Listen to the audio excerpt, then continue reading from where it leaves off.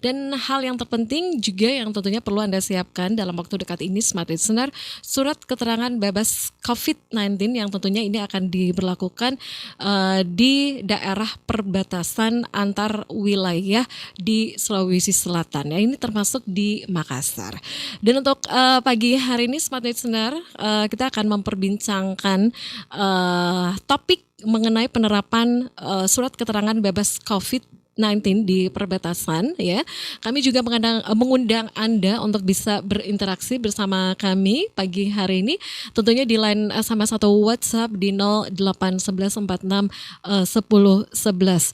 Ya, Smart Listener, kebijakan pembatasan perjalanan warga antar wilayah ini sebentar lagi akan diterapkan Smart Listener, apalagi saat ini itu sudah dilengkapi dengan perwali nomor 36 tahun 2020. Dan untuk penerapannya itu seperti apa Smart Listener? Dan untuk saat ini sedianya kita akan berbincang melalui virtual. Pagi hari ini kita akan bersama dengan kita akan berbincang bersama dengan Bapak Ismail Haji Ali, juru bicara gugus tugas COVID-19 ya. Kemudian yang saat ini sudah terhubung bersama kita di pagi hari ini, kita sudah bersama dengan Bapak Aswar ST, anggota DPRD Kota Makassar dari Komisi A Bidang Hukum Pemerintahan. Saya sapa dulu Pak Aswar. Assalamualaikum warahmatullahi wabarakatuh Pak Aswar. Gimana kabarnya Pak? Alhamdulillah baik. Baik, saya yakin ya kalau pagi hari ini Pak Aswar ini mempunyai banyak aktivitas ataupun kegiatan yang memang harus dilakukan begitu ya. Tapi terima kasih sudah bergabung sama kami pagi hari ini. Pak Aswar, ini terkait kebijakan adanya surat keterangan atau sukat bebas COVID-19 yang akan diberlakukan dalam waktu dekat ini begitu.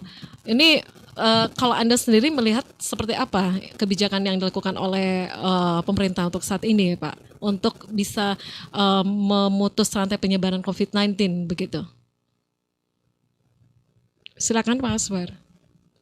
Kalau tentang surat itu dari awal saya sebenarnya mengatakan tidak terlalu urgent atau tidak terlalu penting karena bisa jadi nanti akan merepotkan masyarakat sendiri. Apalagi akan terjadi juga tempat penumpukan massa ketika ingin mengurus atau tentang surat pengurusan tentang surat itu. Makanya kalau memang mau dipaksakan untuk diadakan itu ya harus dipastikan, pemerintah kota harus pastikan pertama adalah tidak menyusahkan masyarakat. Itu yang paling pertama, tidak menyusahkan masyarakat. Kedua harus digratiskan, ya kan? Ya, jadi ada kebijakan yang apalagi sekarang di masa-masa sulit ini, kalau ada kebijakan-kebijakan yang butuh biaya, tentu itu sangat memberatkan masyarakat.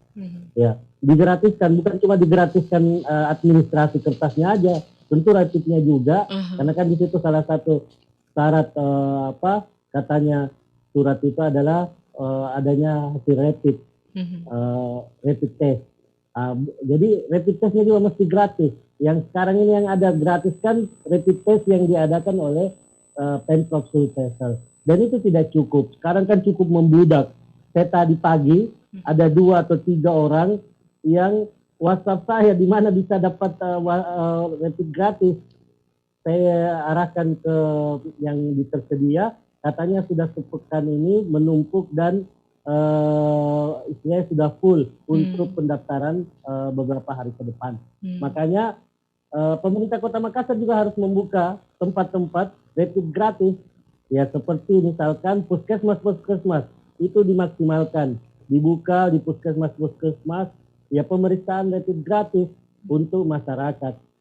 Kalau memang kebijakan itu perlu dilaksanakan. Intinya kami di DPRD itu adalah mendukung segala bentuk langkah-langkah yang dilakukan oleh pemerintah kota dalam penanggulangan dan penanganan dari COVID-19.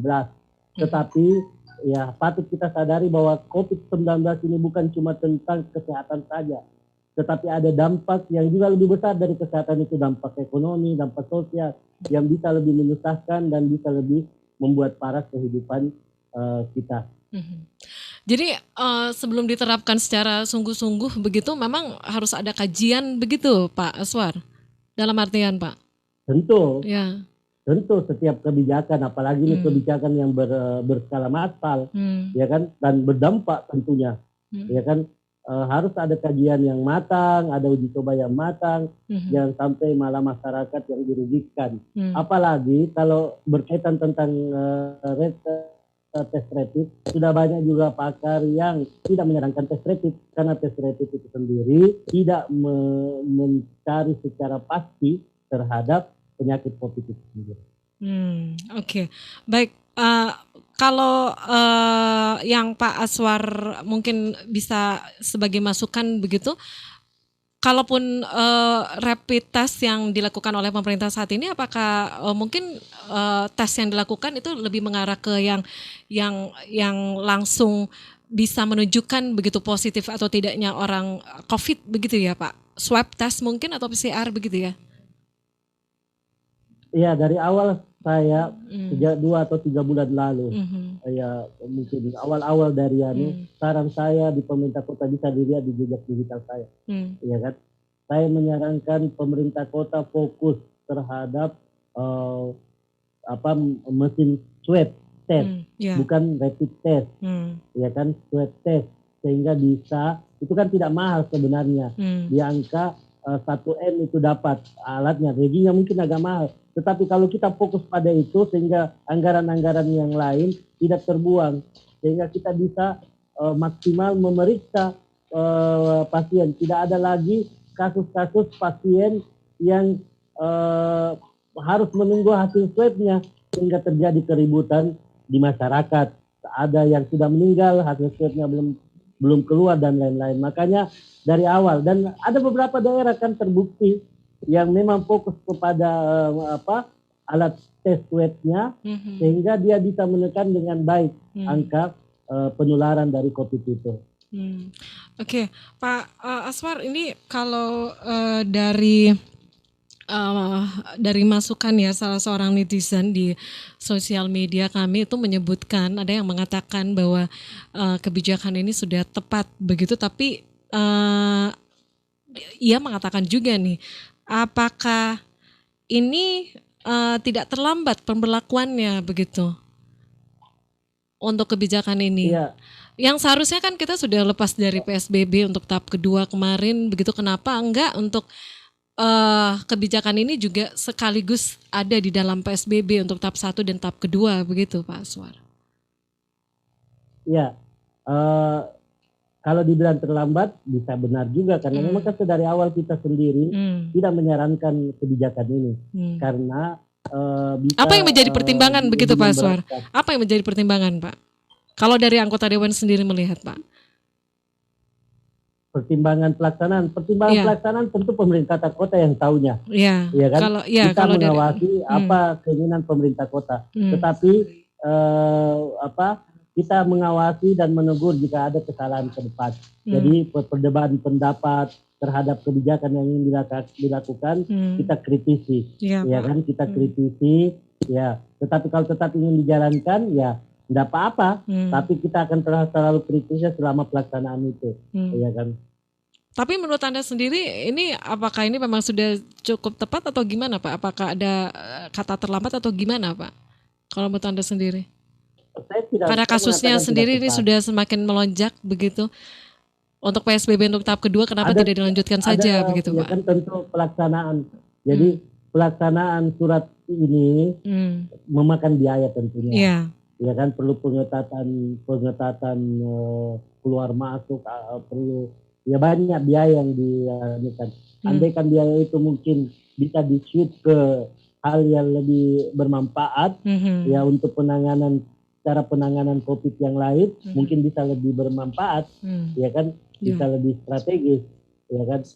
Saya dari awal memang tentang kebijakan ini masih tetap bersikukuh bahwa kalau ini tidak digratiskan dan pelaksanaannya tidak feasible, tidak mudah, Jadi kan orang kan nanti masyarakat direpotkan cari-cari di mana ambil surat keterangan ini. Betul Tidak Pak. mudah, ya kan? Tidak mudah dan tidak gratis, maka saya mengatakan ini merugikan dan menyusahkan masyarakat, ya kan, dan tidak perlu. Baik. Untuk saat ini kita juga sudah terhubung by virtual bersama dengan Pak Ismail Haji Ali, juru bicara gugus tugas COVID-19 Kota Makassar. Assalamualaikum warahmatullahi wabarakatuh, Pak Ismail. Assalamualaikum Pak Ismail. Bapak sudah. Assalamualaikum. Waalaikumsalam Pak. Ya. Ini posisinya sekarang lagi lagi sibuk ini. Ini sekarang yang disibuki bukan hanya corona ini, termasuk penerimaan siswa baru ini. Jadi kebetulan dikasih lagi tugas Kominfo untuk mensupport. Untuk mensupport yang namanya penerimaan peserta murid baru yang kebetulan kita dari aspek servernya kita siapkan begitu. Servernya juga harus disiapkan begitu Pak. Ya, intinya tetap jaga kesehatan gitu ya Pak Ismail ya. Baik, Pak Ismail ini. Itu yang paling perlu. Baik. Terima kasih Pak sudah meluangkan waktunya untuk bisa ikut berdiskusi bersama kami pagi hari ini. Nah ini terkait kebijakan pembatasan pergerakan ya warga antar wilayah ya termasuk di Makassar begitu. Nah ini gimana Pak? Ini kan perwalinya sudah keluar ya, Perwali nomor 36 tahun 2020. Mungkin bisa dijelaskan Pak apa-apa saja poin-poin yang memang harus dicermati di situ Pak Ismail. Ya, terima kasih. Smart Listener, Pak Ismail. Halo. Ya, silakan Pak. Kami mendengarkan ya. Ya, jadi berkaitan dengan Perwali nomor 36 tahun 2020 tentang percepatan pengendalian COVID-19 di Kota Makassar. Nah, ini saya kira salah satu kebijakan, aturan yang lebih mendorong lagi bagaimana percepatan penanganan, termasuk memutus mata rantai COVID-19 di Kota Makassar. Sebagaimana kita ketahui bahwa Makassar sudah melakukan, sudah masuk pada tahapan ketiga ini. Ya, dari perwali pertama PSBB, perwali kedua tentang protokol kesehatan, perwali ketiga ini dalam rangka percepatan pengendalian COVID-19. Nah, ini tentu kebijakan ini ya bagaimana bisa menjaga masyarakat kita, bagaimana masyarakat kita bisa terhindar dari COVID-19. Bagaimana aktivitas lain juga bisa berjalan, ya, karena jangan sampai kita terpapar corona tapi terkapar dalam aspek ekonomi. Jadi ini yang membedakan daripada PSBB, ya. Kalau PSBB kemarin kan itu ya orang bilang semua serba diperketat, aktivitas ekonomi dibatasi, hanya yang melayani kebutuhan dasar. Sementara di Perwali ini ya diatur bagaimana pergerakan orang, bagaimana melaksanakan mematuhi protokol kesehatan. Walaupun demikian, peraturan ini kan beberapa hari menjadi ramai. Ya, karena adanya info-info bahwa ini mirip-mirip PSBB. Kalau dari aspek pemeriksaan memang mirip-mirip PSBB. Kalau PSBB kemarin kan hanya orang diukur suhu tubuh, disemprot disinfektan. Tapi kali ini harus ketat dengan kondisi orang. Kalau dikatakan orang yang mau masuk itu bebas, ya tidak hanya dikatakan bebas atau suhunya, tapi harus dibuktikan dengan surat keterangan bebas COVID. Itu pun juga berlaku ya, karena ada pengecualian di dalam untuk masyarakat yang bermukim di kawasan berminasata. Sementara yang wajib membawa surat keterangan bebas COVID itu di luar daripada kawasan Maminasata, yaitu Maros, Makassar, Sungguh Minasa, dan Takalar. Selain itu juga ada beberapa pengecualian terhadap orang-orang yang mungkin beraktivitas ya di Makassar, seperti TNI Polri, ASN, buruh atau karyawan swasta, dan pedagang-pedagang kita yang kita bisa saksikan pagi hari, subuh hari sudah masuk di Makassar. Ya. membawa barang-barang dagangannya. Itu yang terkait dengan pengecualian. Tapi yang jelas di luar yang saya sebutkan tadi itu wajib membawa surat keterangan bebas COVID. Gitu. Oke. Pak, kalau semuanya tadi seperti diinformasikan begitu ada beberapa pengecualian begitu. Misalnya untuk seperti karyawan swasta, TNI begitu Pak. Iya. Iya. Nah, di satu sisi kan orang yang diberi pengecualian ini yang mempunyai mobilitas yang cukup tinggi, cukup banyak di Makassar begitu Pak. Itu apakah itu tidak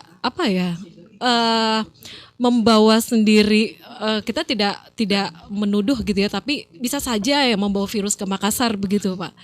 Itu kenapa ada pengecualian mereka? Iya. Pengecualian dalam hal ini bebas surat keterangan bebas COVID begitu Pak ya? Iya, jadi begini sebenarnya. Kenapa kita berikan pengecualian ini? Yang pertama kalau TNI Polri itu kan ya biasanya kita ketahui sudah ada pemeriksaan ya. Atau TNI Polri itu ya bukan bahwa dia bebas COVID. Nah, ini kan sebenarnya peraturan ini untuk bisa juga mempermudah aktivitas ya. Itu yang pertama. Yang kedua diberikan karena kita yakin kalau kayak ASN itu kan biasanya sudah ada pemeriksaan. Tapi jelas ini semua yang dikecualikan tidak menutup kemungkinan bisa saja nanti disampel, diacak pada batas-batas wilayah karena di posko-posko yang kita siapkan di perbatasan masuk keluar kota Makassar itu kita siapkan juga nanti petugas medis atau kesehatan yang sewaktu-waktu kalau orang tersebut katakanlah diukur suhu tubuhnya ya, contoh mengukur suhu tubuh atau ada kekhawatiran dari petugas itu bisa langsung disampel, diacak pemeriksaan rapid test di tempat. Jadi ini juga untuk mempermudah masyarakat kita yang seperti tadi saya sampaikan ada 6 pengecualian gitu. Ya termasuk pedagang sewaktu-waktu bisa di rapid test kalau dia umpamanya diukur suhu tubuhnya. Ya baru tidak melampaui yang disyaratkan, bisa saja dilakukan pemeriksaan di posko yang ada di batas kota. Oke. Jadi bukan tidak mungkin dari 6 pengecualian ini itu bebas saja keluar masuk. Jadi bisa dilakukan sampel. Oke. Ini untuk pengaturan di batas kota sendiri itu seperti apa, Pak? Ya. Bagaimana? Pengaturan di beberapa titik batas kota begitu Pak. Untuk pengawasan ke depannya itu seperti apa? Personil yang diturunkan itu melibatkan siapa-siapa saja? Iya, jadi kalau ada orang yang mau masuk, kalau dia berkendara ya tentu diminta identitasnya, keterangannya, ditanya dari mana. Ya kalau dia penduduk di dalam kawasan Maminasata ya tentu langsung lewat saja. Tapi bisa juga diukur suhu tubuh. Itu tadi yang saya maksud. Kalau dia penduduk dari luar Maminasata, di luar tadi 6 kriteria yang dikecualikan, ya maka dimintalah yang namanya surat keterangan bebas COVID. Nah itu teknisnya nanti di lapangan ya atau di batas-batas kota. Termasuk juga pesan Pak Gubernur supaya tidak terjadi penumpukan ya tentu kita punya tenaga atau personil untuk melakukan pemeriksaan itu kita tambah lah beberapa jadi tidak bertumpuk pada satu jalur atau satu. Yang jelas kita hindari yang namanya penumpukan di kendaraan di tempat-tempat pemeriksaan. Baik, Pak Ismail, kita saat ini juga sudah bergabung bersama dengan Pak Aswar tadi ya, anggota DPRD Kota Makassar dari Komisi A. Pak Aswar, Pak Aswar. Ya, Pak Aswar, tadi sudah mendengarkan penjelasan dari Pak Ismail begitu. Dari informasi yang didapatkan begitu, mungkin ada yang ingin disampaikan begitu, silakan. Silakan. Saya tetap pada porsi awal bahwa kalau bisa ditinjau ulang terhadap kebijakan ini, tinjau ulang dan tidak usah diberlakukan karena ini akan yaitu tadi memberatkan masyarakat, baik masyarakat di dalam Kota Makassar sendiri maupun masyarakat di luar Kota Makassar. Yang utamanya masyarakat Sulsel. Terus karena dampak-dampaknya bisa jadi lebih besar yang didapatkan daripada benefit yang kita dapatkan. Ya kan, misalkan penumpukan, ya kemudian kekacauan, ya kan, bisa jadi nanti di perbatasan malah menumpuk lebih banyak sehingga kondisi stres menyebabkan imun masyarakat juga turun, ya kan, ketika terjadi penumpukan itu. Dan faktor penularan bisa juga semakin lebih berbahaya jika terjadi penumpukan. Intinya bahwa kebijakan ini saya rasa sangat memberatkan masyarakat karena ya itu tadi masyarakat cari lagi bagaimana dapat suratnya, kedua rapid test itu kan salah satu syarat dapat surat itu adalah rapid test, ya kan, rapid test itu ada yang gratis memang tapi tidak cukup, ya kan, tidak cukup. Di Kota Makassar saja ini yang gratis itu hanya dari kebijakan pemerintah Sulsel, Pemprov, bukan pemerintah Kota Makassar. Tadi pagi saja sudah ada 3-4 teman saya yang mau WhatsApp saya di mana rapid test gratis saya arahkan yang di Pemprov, ya kan, katanya sudah 1 minggu atau sudah full untuk jangka waktu 1 minggu. Makanya saya dalam momen diskusi ini juga saya ingatkan kembali, ayo pemerintah kota mending fokus pada yang lebih strategis, ya kan, termasuk menyediakan kalau rapid test, disediakan rapid test di puskesmas sehingga masyarakat bisa terlayani dengan baik. Oke. Baik, tadi Pak Aswar juga sudah mendengarkan informasi dari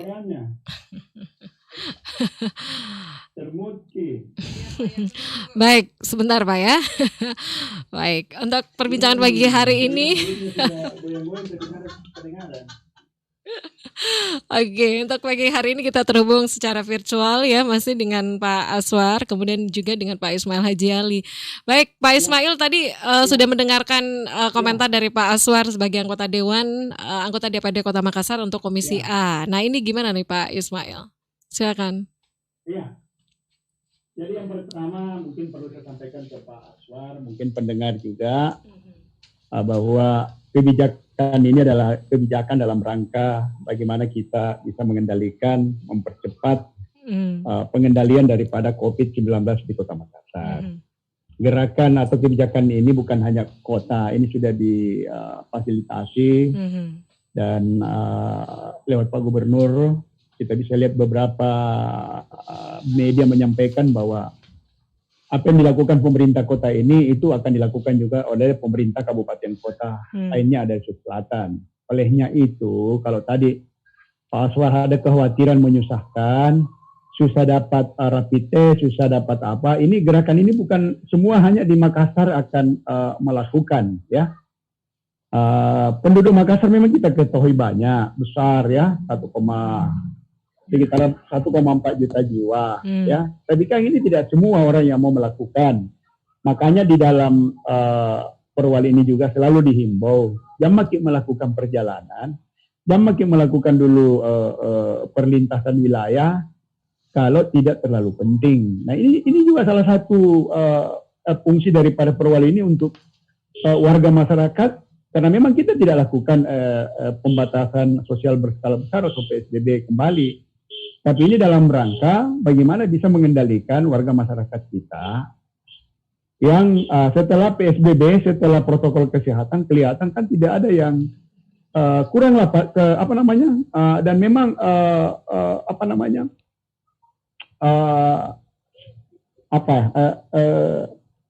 virus COVID ini itu berpindah karena orang yang mungkin bisa saja orang Makassar yang keluar. Bisa saja orang luar masuk Makassar. Nah itu yang menjadi pertimbangan dalam peraturan wali kota ini. Nah seperti tadi Pak Aswar katakan ya, perlu saya sampaikan bahwa kalau ada masyarakat Goa atau ada masyarakat yang di luar kawasan atau dalam kawasan di Luma Minahasa ini, ya selalu disampaikan, kalau kita tidak terlalu penting, jangan makin dulu ke Makassar. Karena kita jaga ini masyarakat di Makassar. Ya, kenapa dikatakan jaga yang begitu? Apalagi kalau ada keluhan. Nah, yang paling bahaya lagi kalau tidak ada keluhan, OTG orang tanpa gejala. Nah, yang penting-penting saja dulu. umpamanya pedagang karena bawa setiap hari, ya itu penting karena dia bawa dagangan, sudah itu pulang. Jaga jarak, tetap jaga masker gunakan, jangan berinteraksi, hindari kerumunan. Nah, perwali ini itulah yang diarahkan. Oke. Dan ini sebenarnya gerakan bersama tadi mau ambil surat keterangan ini semua kabupaten kota, Pak, ini sudah bergerak bersama. Seperti tadi beberapa yang dikecualikan, itu untuk memudahkan masyarakat. Tapi jangan juga karena dilakukan pengecualian lantas seenaknya atau menggampangkanlah, enggak apa-apa jika kita ini penduduk Minahasa, masuk saja Makassar. Padahal tidak penting, Ji. Yang begitu dulu, itu sebenarnya tujuannya menghindari. Kalau dulu kan waktu kita PSBB, itu memang kita dilarang melakukan pergerakan orang. Akhirnya kan kita punya aktivitas ekonomi, toko harus tutup, yang boleh buka hanya bahan kebutuhan pokok.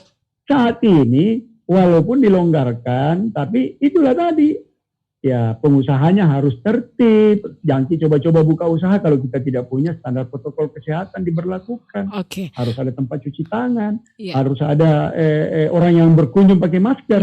Nah, saat ini yang jadi penekanan adalah pembatasan lintas daerahnya. Iya, Oke. pembatasan lintas daerah. Dan semua daerah itu informasi dari provinsi itu diberikan kewenangan untuk melakukan rapid kepada warganya. Kalau mau melakukan perjalanan, karena kita tidak menutup kemungkinan orang Goa mau pergi di Pare.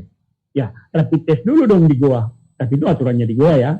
Orang Makassar mau pergi di Luwu atau mau pergi di luar Minahasa, mau ke Jeneponto, mau ke Bantaeng, ya rapid test dulu. Jangan sampai Bapak pulang, Anda terkapar, Anda terpapar, Anda terjangkit. Oke. Nah, surat keterangan inilah yang menjadi pegangan para petugas di perbatasan kota untuk dijadikan rujukan Anda boleh masuk kota atau tidak. Baik. Begitu. Pak Ismail, mungkin dari Pak Aswar masih ada hal yang ingin disampaikan begitu, Pak? Pak Aswar? Ya. Siap. Secara umum kita di DPRD dari awal COVID ini sangat mendukung segala langkah-langkah yang mengantisipasi dan menanggulangi penyebaran COVID. Bisa dilihat juga digitalkan, ya kan. Tetapi kita kritisi juga jika kebijakan-kebijakan itu ya bisa merepotkan atau menambah beban masyarakat. Terakhir kan kami selalu ingatkan kepada pemerintah kota bahwa masalah COVID ini bukan cuma masalah kesehatan saja. Bukan cuma masalah kesehatan saja, ada masalah ekonomi di dalamnya, ada masalah sosial di dalamnya yang bisa berimplikasi juga lebih parah daripada apa yang kita pikirkan pada masalah kesehatan. Makanya semua aspek itu harus ditinjau dengan baik, ya kan? Dan disitulah tugas kita sebagai pemerintah pandai-pandai melihat itu. Sebagai tambahan bagi saya, dari saya, terakhir mungkin kebijakan penggunaan masker. Sejak 3 bulan lalu selalu saya berteriak, bagaimana, kenapa pemerintah Kota Makassar ini tidak mewajibkan pemakaian masker kepada warga Kota Makassar. Padahal pemakaian masker itu sangat murah biayanya dan efeknya, dampaknya bisa besar terhadap penanggulangan COVID ini. Baik. Ya, masker kita hanya butuh uang sekitar 10M atau 20M, kita bisa cetak itu masker sekitar 2 juta masker. Kita berdayakan penjahit-penjahit lokal, ya kan, dengan biaya 5.000 per masker. Itu bisa mencetak 2 sampai 4 juta masker dengan anggaran 10 sampai 20M. Iya. Ya kan, lalu buatkan perwali kewajiban memakai masker, ya, dan gratiskan masker itu, ya kan. Dan sekarang Jakarta dengan dengan pergub maskernya sangat mampu menekan pengendalian COVID itu. Ya, makanya kenapa? Dalam kesempatan ini saya sampaikan kepada Pak Ismail, ya, Pak Ismail untuk tolong sampaikan kepada Pak Wali, buat kebijakan tentang masker ini. Coba contoh Goa ada gerakan 1 juta masker. Masa pemerintah Kota Makassar tidak bisa menyediakan masker gratis kepada seluruh warga Kota Makassar? Dan libatkan RT, RW, kelurahan, puskesmas agar bisa membagikan gratis masker kepada masyarakat. Baik. Ya, Terima kasih. saya langsung saja ke Pak Ismail. Gimana ini Pak untuk Ya, ya. ya, oke. Baik. Saya kira apa yang disampaikan Pak Osani satu hal yang paling bagus. Makanya DPR dan legislatif dalam ini Dewan dan eksekutif dalam ini pemerintah kota itu selalu saling bersinergi ya. Info-info begini saya kira hal yang paling bagus. Nah olehnya itu kalau tadi dikatakan ada sinergitas di dalam perwali ini Pak sudah diatur Pak Suar. Koordinasi mulai dari tingkat RT, RW, lurah sampai ke SKPD terkait. Malah sampai ke jajaran eksternal kita kalau dikatakan itu pihak TNI ya. Dalam hal ini sebagai pendukung untuk mengamankan, untuk mengawal apa yang menjadi kebijakan pemerintah kota. Alhamdulillah. Kemarin kita sampai semalam kita rapat itu kita sudah mempersiapkan teknis. Peningkatan bagaimana RT dan RW, mulai Pak Lurah, Pak Camat selaku ketua gugus di tingkat kecamatan untuk bisa mengawasi masyarakatnya. Jadi perwali ini bukan hanya mengatur soal perlintasan, termasuk masyarakat yang ada dalam kota. Kalau tidak menggunakan masker, kita bisa kenakan sanksi. Oke, Pak Ismail satu lagi. Sanksi perwali 36 ini ada ya. Pak Ismail, ini kan kalau seperti yang diinformasikan tadi bahwa kebijakan Perwali nomor 36 tahun 2020 ini kebijakan untuk pembatasan perjalanan warga ke salah satu wilayah di Sulawesi Selatan begitu. Nah, ini kan kalau pada saat pemberlakuan PSBB kemarin, kenapa ini juga tidak langsung diberlakukan saja begitu, Pak? Apakah ini tidak membuang anggaran begitu, Pak Ismail? Ya, ini kan kita ketahui Makassar ini kan terjadi pergantian pimpinan. Tapi saya juga tidak katakan berganti pimpinan, berganti kebijakan. Karena penanganan corona ini sangat standar. Ya. Sudah jelas aturannya dari pemerintah pusat. Tergantung, ya kalau orang bilang seorang pemimpin itu ya, atau seorang biasa orang analogikan itu kalau pergi makan, enak sekali tempat makan itu kan tergantung racikannya. Nah saat ini kan pejabat oleh PT yang baru ini, membuat aturan yang di dalamnya itu bukan hanya mengatur tentang soal perlintasan wilayah, tapi di dalam peraturan wali kota ini perlu saya sampaikan ada 6 poin penting yang diatur atau ruang lingkup daripada perwali ini. Yang pertama edukasi, ya. Yang kedua koordinasi, itu tadi ada RT RW di dalam. Pembatasan yang ketiga, jadi poin mengenai pembatasan pergerakan lintas antar daerah itu poin ketiga. Ya, poin keempat pengawasan dan evaluasi. Poin kelima sosialisasi dan yang terakhir yang diatur dalam perwali ini adalah sanksi. Cuma yang ramekan ini karena orang ya banyak sensitif sekali yang namanya orang mau melintasi wilayah. Yang orang lebih tertarik membahas ini kan poin ketiga pembatasan pergerakan lintas antar daerah. Padahal di dalamnya tadi yang disampaikan Pak Aswar mengenai pelibatan RT. Bagaimana pengawasannya Pak Lurah, nanti Pak Camat, bagaimana SKPD terkait, ada puskesmas, ya itu sudah diatur secara detail, koordinasinya, nanti termasuk evaluasinya. Jadi apa nanti yang dilakukan ini di batas-batas kota, masuk, keluar, itu akan dievaluasi sesuai laporan yang masuk. Akan dikerjakan dibawa oleh RT RW bersama Lurah, itu akan dilaporkan nanti bagaimana progresnya. Apakah betul perwali ini bisa menekan angka kurva pandemi COVID-19 di Kota Makassar. Gitu. Untuk progresnya saat ini masih tahapan sosialisasi begitu Pak Ismail? Ya, jadi saat ini dari kemarin kita sosialisasi, menyampaikan bahwa perwali ini, tapi kan yang paling ramai ini dibahas ini perlintasan pergerakan lintas antar daerahnya, ya. Harusnya kan edukasinya juga kita bahas, bagaimana masyarakat bisa ikut serta mengetahui bahwa ini perwali ini sudah ada. Bagaimana orang keluar rumah harus pakai masker. Bagaimana orang di dalam kerumunan kalau tidak bisa terhindar ya harus jaga jarak. Itu kan semua yang kita akan sampaikan. Kapan itu koordinasinya? Koordinasi antar institusi keamanan. Kapan berlakunya? Bagaimana Satpol PP nanti.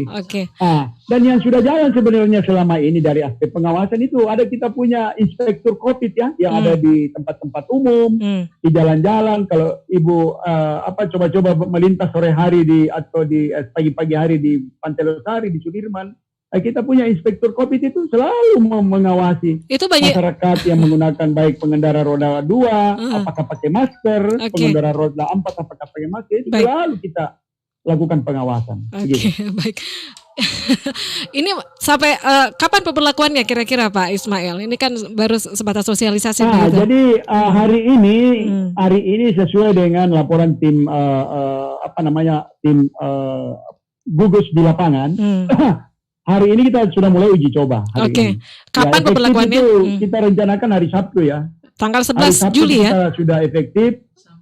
Sampai jadi kapan, hari Pak? ini itu sudah ada di lapangan tanggal 9-10. Ini kita sudah uji coba ya. Dan perlu diketahui juga bahwa ya rapid test itu bisa dilakukan sewaktu-waktu di tempat ya.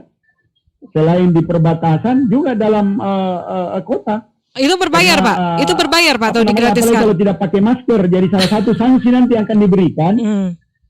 Masyarakat yang tidak menggunakan masker hati-hati, Ki. Bisa, Ki, kalau ditemukan langsung rapid test di tempat.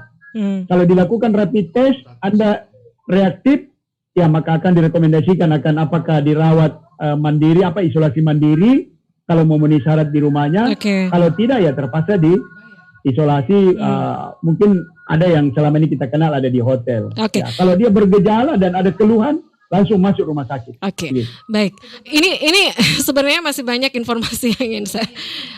Satu lagi pertanyaan Pak. Untuk rapid testnya berbayar ataukah digratiskan begitu Pak? Karena kalau sejauh ini yang saya tangkap tadi dari Pak Aswar, yang digratiskan itu sudah memenuhi kuota begitu Pak. Itu bagaimana dengan yang berbayar Pak? Biayanya ini sangat memberatkan kan?